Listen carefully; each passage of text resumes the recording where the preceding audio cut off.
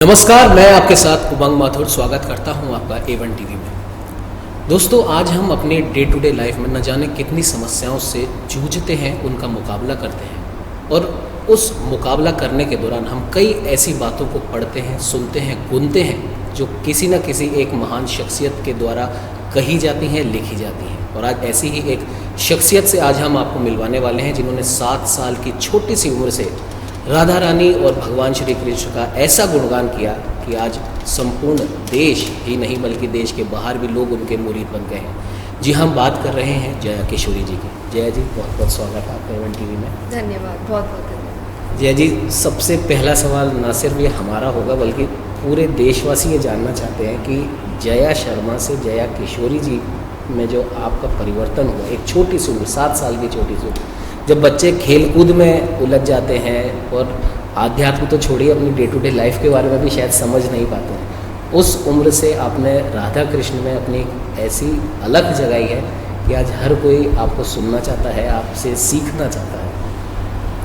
जी, इसका श्रेय सबसे पहले तो भगवान को और दूसरा मेरे परिवार को, क्योंकि जैसा आपने कहा छोटी सी उम्र, तो छोटी सी उम्र में हमें नहीं पता होता हमें क्या करना है, कोई प्लानिंग्स नहीं होती है, पर तब परिवार का माहौल कैसा होता है, आपको क्या सीख दी जा रही है, क्या संस्कार दिए जा रहे हैं, कौन सी बातें आपके आसपास की जा रही है, वो ही निर्भर करता है कहीं ना कहीं आपका बिहेवियर आगे जाके कैसा बनेगा।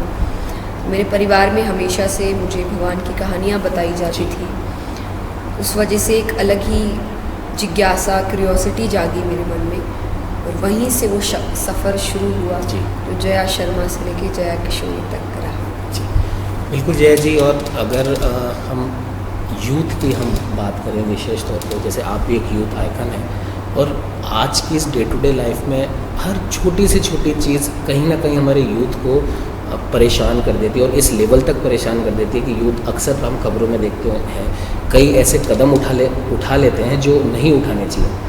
तो ऐसे यूथ को गाइड करने के लिए कि वो इस प्रकार के कदम ना उठाएं, भले ही वो उनके एग्ज़ाम रिज़ल्ट का मामला हो या उनके जीवन में आने वाली तमाम समस्याएं हैं, जो आपकी नज़र से हम अपने उस यूथ को बताना चाहेंगे कि वो ऐसा क्या करें कि इस प्रकार की समस्याओं से वो निकल कर आएँ और जैसे आपने एक अपना मुकाम बनाया है तो उसको पाने के लिए आप क्या उनको बताना चाहेंगे, क्या सिखाना चाहेंगे? मैं उनको और उनके परिवार दोनों को ही एक साथ ये बात समझाना चाहूँगी, क्योंकि कहीं ना कहीं हमारा ध्यान जो एक्चुअल इम्पॉर्टेंट चीज़ें हैं हमारी लाइफ में, उनसे हटके मार्क्स पे, पैसे के सक्सेस पे, फेम पे, सिर्फ इसी पे टिक गया है, जो एक पार्ट हो सकता है आपकी सक्सेस का, पर यही आपकी ज़िंदगी नहीं हो सकती। जी, फॉर एग्ज़ाम्पल मैं एक छोटा सा आपको उदाहरण देना चाहूँगी कि जब एग्ज़ाम्स होते हैं बच्चों के, ये सीख की बात है कि आपको कंटिन्यूसली क्या बताया जा रहा है कि इम्पोर्टेंट क्या है, कि एक बच्चा चीटिंग करना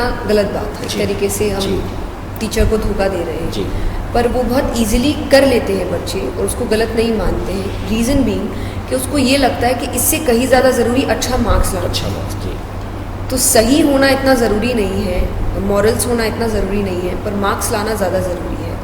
तो ये चीज़ों को थोड़ा हटा के अगर हमारा ध्यान हमारे संस्कारों पे, मॉरल्स पे, प्रिंसिपल्स पे हो कि नहीं, सही होना ज़्यादा ज़रूरी है।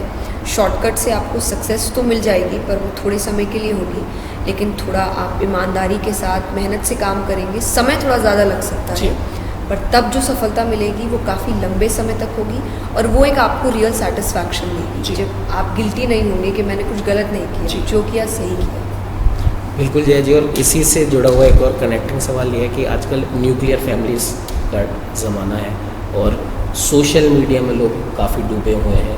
अपने जीवन के आसपास जो चीज़ें हैं, भले ही वो पारिवारिक माहौल हो, यारी दोस्ती हो, उससे निकलकर वो अखंड अपने काम में, जैसा कि आपने भी कहा कि पैसा कमाना एक उद्देश्य हो गया है, उसको देखते हुए आजकल का यूथ जो न्यूली मैरिड कपल होते हैं, सब न्यूक्लियर फैमिली है, तो छोटे बच्चों पे ध्यान नहीं दे पाते और फिर वही लोग शिकायत करते हैं कि हमारा बच्चा तो हमारी सुन नहीं रहा, हमारी मान नहीं रहा, ये बहुत ज़्यादा शैतान है। तो ऐसे पेरेंट्स को आप क्या कहना चाहेंगे? देखिए, कहीं हो सकता है कि अपने मन से न्यूक्लियर फैमिलीज बनती है, कहीं आपके पास कोई ऑप्शन नहीं होता क्योंकि आपका काम ही दूसरे शहर में होता है और फैमिली दूसरे शहर में होती है। तब एक बैलेंस बनाना ज़रूरी होता है कि सही डिसीजंस क्या लेने चाहिए, वो पेरेंट्स पे डिपेंड करता है। पर डेफिनेटली मैं ये कहूँगी कि जॉइंट फैमिलीज़ की बहुत एडवांटेजेस है कि आप कोशिश करिए कि आप ये बैलेंस कैसे बनाएं। या तो अगर पेरेंट्स आपके साथ ट्रैवल कर सकते हैं तो वो करें, और नहीं तो दोनों में से कोई एक पेरेंट बना के चले बैलेंस, कि जब एक घर पे है तो दूसरा काम पे है, दूसरा घर पे है, तो बच्चे को कभी भी उस उम्र में जब उसको सबसे ज़्यादा प्यार की, सपोर्ट की, सीख की, एक अच्छे एनवायरनमेंट की ज़रूरत है, तब वो अकेला नहीं होगा। जी, एक छोटी सी उम्र में आप आध्यात्म की तरफ मुड़े, तो जो छोटे छोटे बच्चे हैं, जो हालांकि बच्चों की शरारतें सबको अच्छी लगती हैं, लेकिन फिर भी कहीं ना कहीं उनको संभालना एक मुसीबत सा लगने लग जाता है, और हर किसी के पास सिर्फ एक ही सॉल्यूशन है, भले कोई भी हो, वो उसके हाथ में मोबाइल पकड़ा देता है ताकि वो मोबाइल में अपना बिजी हो जाए। फिर बाद में वही पेरेंट्स ये शिकायतें करते पाए जाते हैं कि तो भाई मोबाइल में डूबा रहता है, तो मोबाइल के आगे भी तो कुछ कर, जैसे जैसे वो बड़ा होते हैं तो आदत भी वही डालते हैं अपने एक रिलैक्सेशन के लिए, या कि हमारे काम में कुछ अड़चन ना आए। तो मोबाइल की जगह ऐसा क्या वो कर सकते हैं कि बच्चे एक सही डायरेक्शन में आगे बढ़े एक छोटी सी उम्र से ही? पहली बात तो मोबाइल की जगह मुझे लगता है कि आपके क्वेश्चन में ही आपका आंसर है कि अपनी रिलैक्सेशन के लिए। तो अगर आप उस वक्त खाली हैं तो मुझे लगता है मोबाइल देने की बजाय आपको उनके साथ बैठना चाहिए, और मोबाइल की जगह अगर आपको कुछ देना ही है तो आप कोई किताब दे सकते हैं, या आप अगर मोबाइल में भी दे रहे हैं तो आप देखें कि वो देख क्या रहा है। कई बार हो सकता है कि हम बच्चों को मोबाइल देते हैं पर कुछ अच्छी वीडियोस देते हैं उनको देखने के लिए, सो दैट उनको एक अच्छी सीख मिल रही है, या मॉरल स्टोरीज आज के टाइम में होती है। हमारे स्कूल में भी सब्जेक्ट था, तो तब आपको एक कहानी के साथ एक सीख मिलती थी, तो आप ऐसी कहानियाँ खोल के दें। पर हम ध्यान नहीं देते हैं कि हम तो बिज़ी हो चुके हैं उसको फ़ोन देके, वो फ़ोन में बहुत कुछ देख रहा है, और आज के टाइम पे आपको इतने एक्सपोजर्स मिल चुके हैं बच्चों को कि एक मासूमियत ही ख़त्म हो जाती है।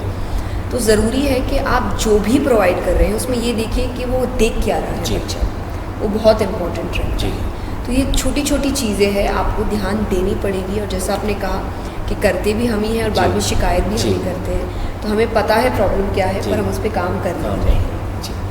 बिल्कुल जय जी। और जैसे कि आप भले ही आप भागवत करते हैं, राधा रानी श्री कृष्ण के आप भजन लोगों को सुनाते हैं, लेकिन कहीं ना कहीं आपके प्रोग्राम्स में आध्यात्म से लेकर मोटिवेशनल तक बहुत सारी बातें होती हैं जिससे यूथ अपने आप को कनेक्ट करता है। और कई ऐसी फैमिलीज़ हैं, हमने सुना है कि आपकी बातों को सुनकर, जैसे अभी भी आपने बताया कि वो एक उन्होंने अपने जीने का नज़रिया उन्होंने चेंज करा ताकि उनकी फैमिली बैलेंस उनका अच्छा हो, उनके बच्चे अच्छी परवरिश की और बढ़ निकले हैं। तो यूथ को बताने के लिए और आज की जो लाइफ की जो समस्याएं हैं उनको वो कैसे डील करें कि उनका काम भी हो जाए और एक प्रकार का जो पारिवारिक माहौल जो बिगड़ रहा है, कहीं ना कहीं जो बिगड़ रहा है वो भी ना बिगड़े।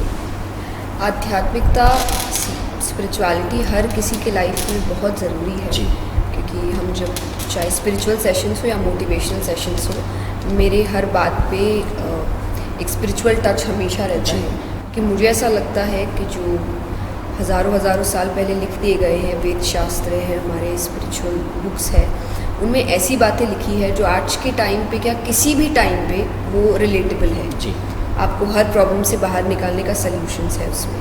तो पहली चीज़ तो मैं हमेशा लोगों से कहती हूँ कि आप प्लीज़ पढ़िए, चाहे वो श्रीमद् भागवत है या स्पेशली गीता जी है जिसमें आपको हर सवाल का जवाब है।